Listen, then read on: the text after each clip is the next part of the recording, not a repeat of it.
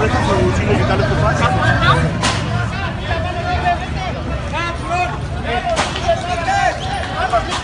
¿No está ayudando a las víctimas?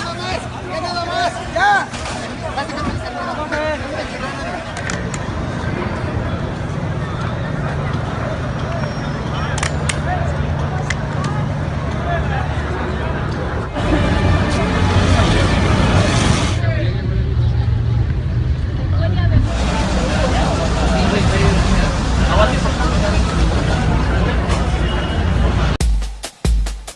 The powerful earthquake triggering a wave of panic, thousands running for their lives.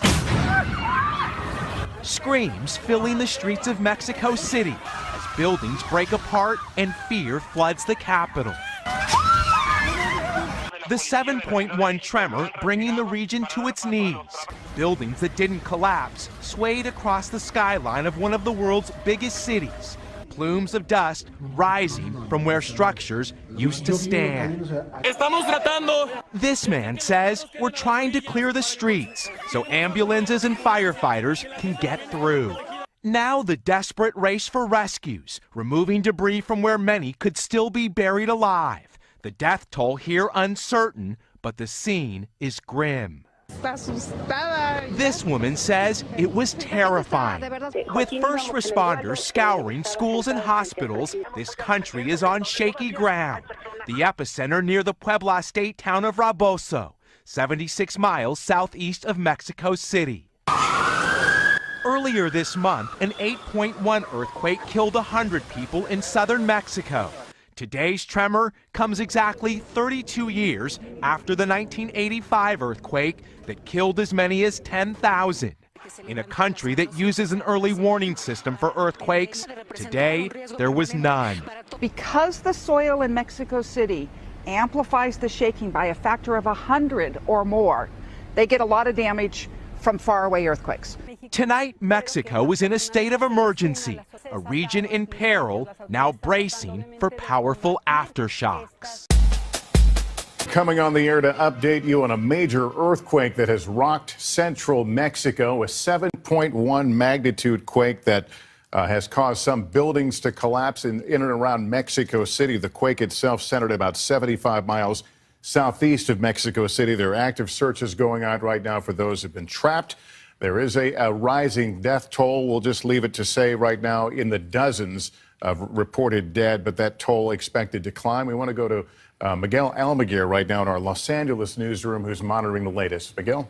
Yeah, Lester, a state of emergency certainly underway in Mexico as the president there tweets that this disaster is still unfolding. As you mentioned, we saw several buildings that have collapsed. We've seen plumes of smoke in the air and a death toll that will no doubt rise. We know thousands of people have poured out and flooded the streets here as fear spreads across this region. As you know, there was an 8.1 earthquake in Mexico earlier this month. And of course, today's quake comes on the 32-year anniversary of a massive earthquake in Mexico City that killed some 10,000 people. As a matter of fact, many folks were drilling or having drills in preparations for a major earthquake just hours before this 7.1 quake was triggered. Lester, we also know that they're evacuating hospitals and schools. Even the airport is shut down here as many people scrambled to safety at this hour, Lester. And we saw the images of people fleeing their offices and now crowded in the streets. There's reports of the smell of gas. What about, you may have noted, the airports?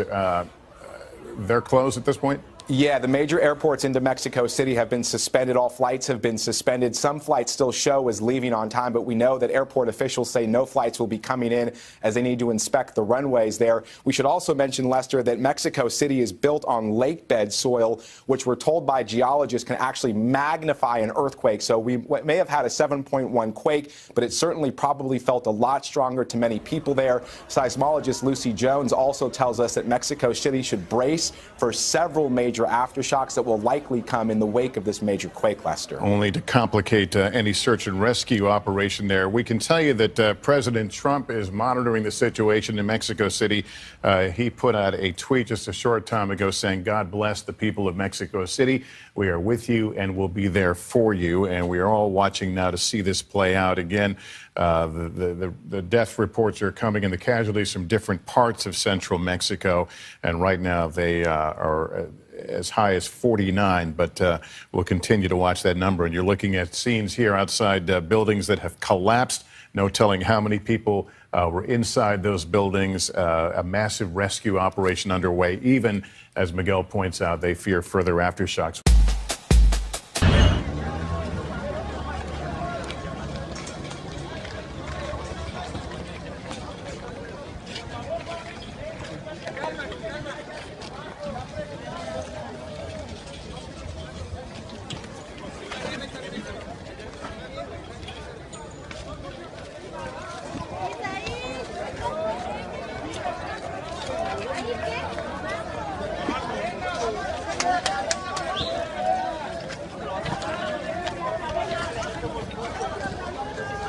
Images that are coming in are absolutely horrific. This is a reported 7.1 quake, as you mentioned, south of Mexico City, in an area that is built on a lake bed. Here's the real tragedy that we know so far. The town was actually practicing drills because of that 1985 quake. It's the anniversary of the 85 quake. That was an 8.0 magnitude. That basically destroyed much of Mexico City, led to thousands of deaths, led to billions of dollars in damages, led to massive amounts of loss of life in that area. So they were actually practicing drills because of that quake, that anniversary, and then to have this about 40 minutes ago, this 7.1 magnitude.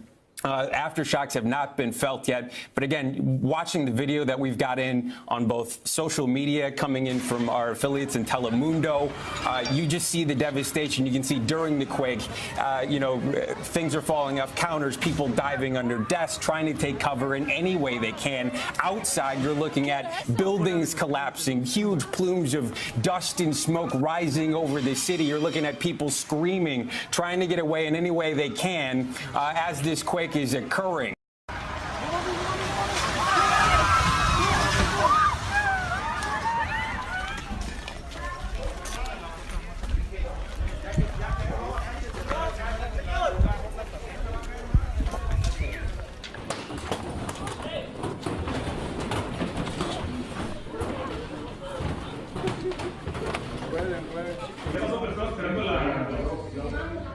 Pues sí está muy cabrón, güey. No. Mírame la cantidad de edificios que se cayeron. No lo puedo creer. No, impresionante.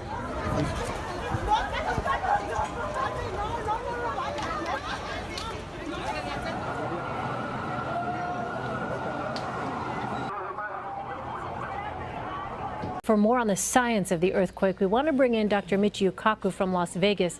He's a theoretical physicist and CBS News science and futurist contributor. Michio, as we mentioned, the earthquake in Mexico was 7.1 magnitude. What does that mean in terms of strength and force? What kind of damage is a quake like that capable of? Well, there is some thinking that it could actually be an aftershock of the 8.1 earthquake that we had just 2 weeks ago.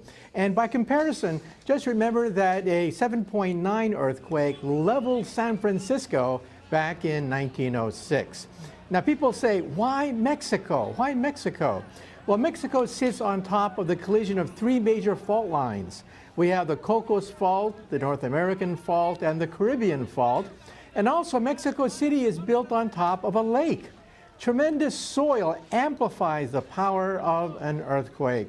Not to mention the fact that this earthquake was very shallow, only 33 miles below the surface of the earth. The shallower the earthquake, the more devastating it could be. So for all these reasons, it magnified the power of this 7.1 earthquake. So given what you just spelled out there, Michio, what is the likelihood of more aftershocks? Can you explain how those work? Yes, we think there are going to be more aftershocks in the coming days and coming weeks. Every time you have a big earthquake, you release vast amounts of energy that is locked inside these plates. Now remember that one plate, the Cocos plate, is in a subduction fault. It is actually going underneath the North American plate, and it's building up tremendous tension because the rock has basically locked in place. So when the rock slips, that's when you get a massive earthquake like this, and you can also get tsunamis also. And so for all these reasons, that area is earthquake prone.